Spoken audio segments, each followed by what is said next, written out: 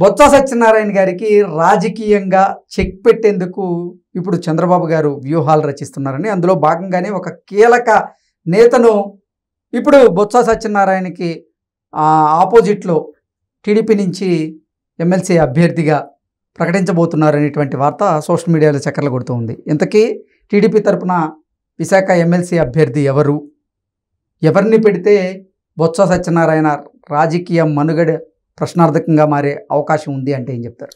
ఇప్పుడు విశాఖలో జరుగుతున్నటువంటి స్థానిక సంస్థల ఎమ్మెల్సీ ఎన్నిక అనేది వైఎస్ఆర్ కాంగ్రెస్ పార్టీకి తెలుగుదేశం పార్టీ మధ్య జరుగుతున్నటువంటి ఎన్నిక, లేదంటే బొత్స సత్యనారాయణ వర్సెస్ టీడీపీ అనేది ఒక చర్చ నడుస్తుంది.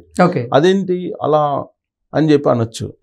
ఇప్పుడు వైఎస్ఆర్ కాంగ్రెస్ పార్టీ కంటే కూడా బొత్స సత్యనారాయణ అభ్యర్థి పరంగా బలమైనటువంటి అభ్యర్థి, లీడరు అక్కడ.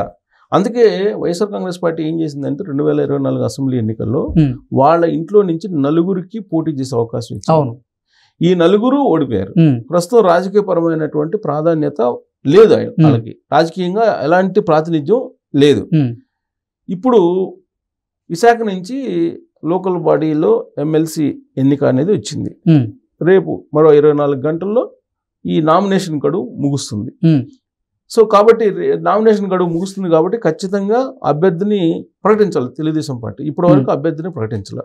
ఇప్పుడు బొత్స సత్యనారాయణ శిబిరంలో ఉండేటువంటి వాళ్ళు అనుకునేది ఏంటంటే తెలుగుదేశం పార్టీ అభ్యర్థిని ప్రకటిస్తుందా లేదా అనేటువంటి ఒక ప్రచారాన్ని లేవనెత్తారు.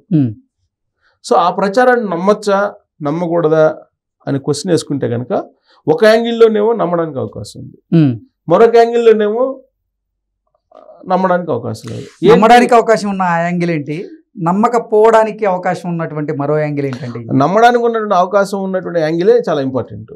ఏంటంటే బొత్స సత్యనారాయణ తెలుగుదేశం పార్టీలోకి మారబోతున్నారు అనేది ఎన్నికల ముందు నుంచి కూడా వచ్చినటువంటి ప్రచారం. ఎన్నికలు అయిపోయిన తర్వాత 2024 ఎన్నికలు అయిపోయిన తర్వాత మొత్తం ఓడిపోయిన తర్వాత వైఎస్ఆర్ కాంగ్రెస్ పార్టీ బొత్స సత్యనారాయణ తెలుగుదేశం పార్టీతో అప్రోచ్ అయ్యాడు, తెలుగుదేశం పార్టీలో చేరడానికి ప్రయత్నం చేశాడు అనేది చాలా బలంగా వినిపించింది. ప్లస్ ఆయన రాజకీయంగా కూడా పెద్ద వైఎస్ఆర్ కాంగ్రెస్ పార్టీలో యాక్టివ్గా లేడు ఓడిపోయిన తర్వాత. ప్లస్ ఇంకోటి ఏంటంటే బొత్స సత్యనారాయణకు సంబంధించి అనేకమైనటువంటి కుంభకోణాలను జనసేన బయటికి తీసుకొచ్చింది. మంత్రిగా ఆయన విద్యాశాఖలో ఉన్నప్పుడు అనేక అంశాలని బయటికి తీసుకొచ్చింది. అధికారంలోకి తెలుగుదేశం పార్టీ వచ్చిన తర్వాత శ్వేతపత్రాలను విడుదల చేస్తూ అనేక మంది అవినీతికి సంబంధించిన వ్యవహారాలు బయట పెడుతుంది. కానీ ఈ రోజు కూడా బొత్స సత్యనారాయణకు సంబంధించినటువంటి కుంభకోణాలు కానీ, లేదంటే అంతకుముందు ఆయన మంత్రిగా ఉన్నప్పుడు చేసినటువంటి అక్రమాలకు సంబంధించిన అంశాలు కానీ ఎక్కడ కూడా ఈ మధ్య కాలంలో ఎక్కడ ప్రస్తావన రాలేదు.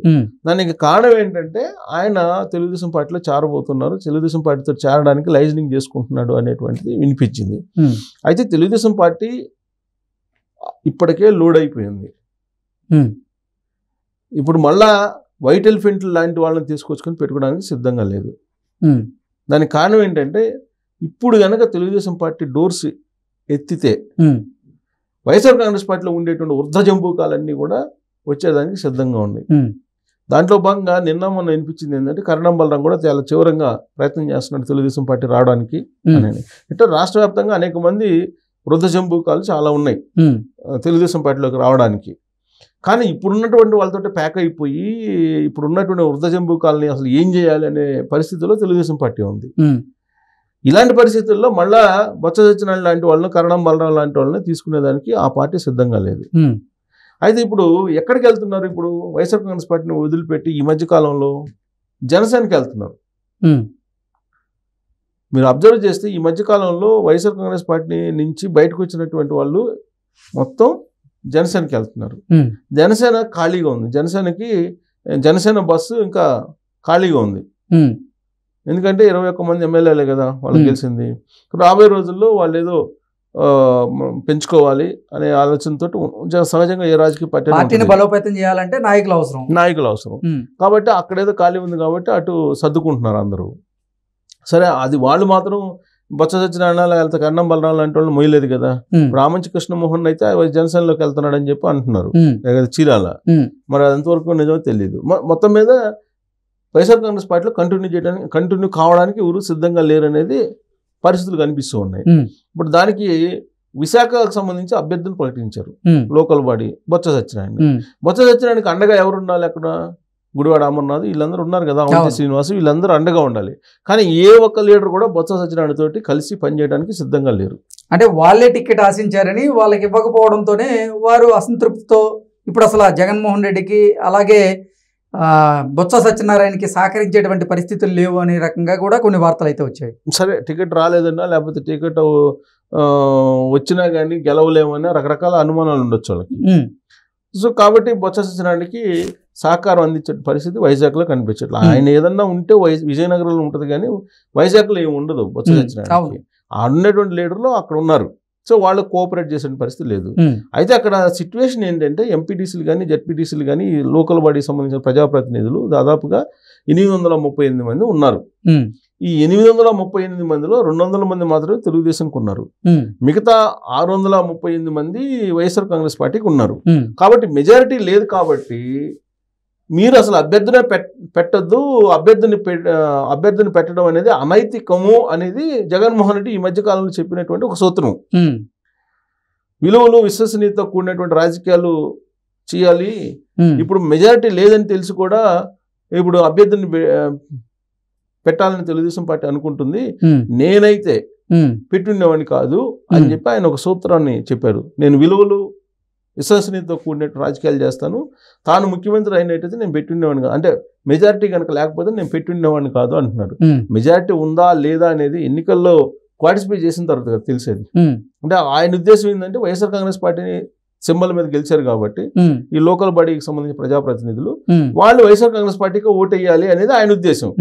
కానీ ఇక్కడ ఎన్నికల ప్రక్రియలో వాళ్ళ ఇష్ట ప్రకారం వాళ్ళు ఓటేస్తారు. వాళ్ళు వైఎస్ఆర్ కాంగ్రెస్ పార్టీ సింబల్ మీదనా లేకపోతే ఇంకో సింబల్ మీద ఎక్కడ గెలిచినా కానీ వాళ్ళ ఇష్ట ప్రకారం ఓటేసుకునేదానికి స్థానిక సంస్థల ఎన్నికల్లో వాళ్ళకి వెసులుబాటు ఉంది కాబట్టి వాళ్ళు వేస్తారు. మెజారిటీ ఉందా లేదనేది ఎన్నికలు జరిగితే కదా తెలిసేది. సో ఈ నేపథ్యంలో ఇప్పుడు బెంగళూరులో యలహంక పాలిస్తుంది.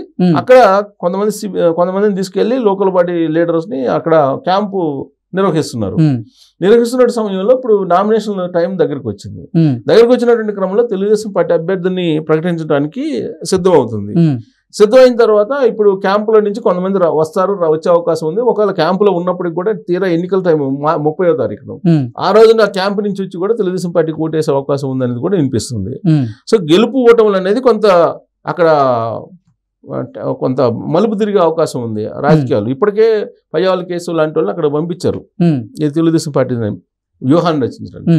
సో కాబట్టి ఇప్పుడు ఇక్కడ పోటీ పడుతున్న వాళ్ళు ఎవరెవరు తెలుగుదేశం పార్టీ నుంచి అంటే గండి బాబ్జీ మాజీ ఎమ్మెల్యే, తర్వాత పీలా గోవింద్, అతనికి మొన్న మిస్ అయింది టికెట్ పీలా గోవింద్, అలాగే అనకాపల్లి పార్లమెంటరీ ప్రెసిడెంట్ బత్తుల తాతయ్య, తర్వాత మాడుగుల ఇన్ఛార్జి పివిజి కుమారు, దిలీప్ చక్రవర్తి, వీళ్ళు కనపడుతున్నారు. వీళ్ళలో దిలీప్ చక్రవర్తికి అవకాశం ఉందని చెప్పి బైరి దిలీప్ అంటారు ఇతన్ని, అలియాస్ దిలీప్ చక్రవర్తి బైరి దిలీప్ అంటారు. ఇతన్ని అక్కడ నించోబెట్టాలని చెప్పి అనుకున్నాను. ఎందుకంటే అనకాపల్లి ఎంపీ టికెట్ ఇతను ఆశించాడు. సో అతన్ని నించోబెట్టాలని అనుకుంటే ఒక ఆలోచన చేస్తున్నారు. పైగా ఇక్కడ మనం చూసుకుంటే కనుక ఇక్కడ మెయిన్ లీడర్లు తెలుగుదేశం పార్టీకి అయ్యన్న పాత్రుడు అక్కడి నుంచే ఉన్నారు.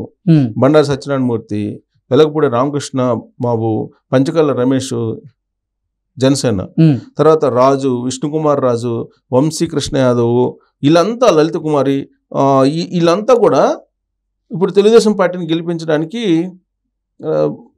బాగా రెడీగా ఉన్నారు. కాబట్టి ఇంతమంది మోహరించినటువంటి క్రమంలో ఎంత ఒకవేళ లోకల్ బాడీ ప్రజాప్రతినిధులు వైఎస్ఆర్ కాంగ్రెస్ పార్టీకి ఉన్నప్పటికీ ఇప్పుడు తెలుగుదేశం పార్టీ అధికారంలో ఉంది కాబట్టి ఖచ్చితంగా తెలుగుదేశం పార్టీ గెలుస్తుంది. అభ్యర్థిని కూడా ప్రకటించబోతున్నారు, రేపు నామినేషన్ ఇవ్వబోతున్నారు అనేది తెలుస్తుంది. సో దీంతో బొత్స సత్యనారాయణ యొక్క రాజకీయం అనేది భవిష్యత్తులో ఎలా ఉంటుంది అనేది ఈ ఎన్నిక నిర్ణయించబోతుంది.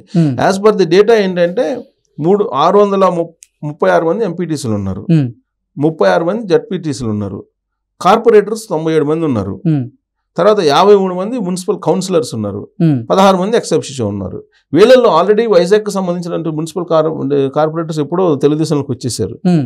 కాబట్టి ఈ రాబోయేటువంటి రోజుల్లో ఖచ్చితంగా భారీ ఎత్తున వైఎస్ఆర్ కాంగ్రెస్ పార్టీ నుంచి తెలుగుదేశం పార్టీలోకి వచ్చి వీళ్ళు ఖచ్చితంగా తెలుగుదేశం పార్టీ అభ్యర్థిని గెలిపించడానికి అవకాశం ఉందని చెప్పి తెలుస్తూ ఉంది. సో నామినేషన్స్ 11వ తారీఖు నుంచి, ఈ నెల 13 నుంచి యాక్సెప్ట్ చేస్తా, అంటే తిద్దుగడుగు. సో విత్డ్రాయల్ 16వ తారీఖు, 30వ తారీఖు ఎన్నికలు జరగబోతుంది. సో కాబట్టి కౌంటింగ్ సెప్టెంబర్ 3. సో సెప్టెంబర్ 3వ తారీఖున బొత్స సత్యనారాయణ భవిష్యత్తు ఏందనేది మనం ఒక అంచనా వేసుకోవచ్చు. Okay sir, thank you so much.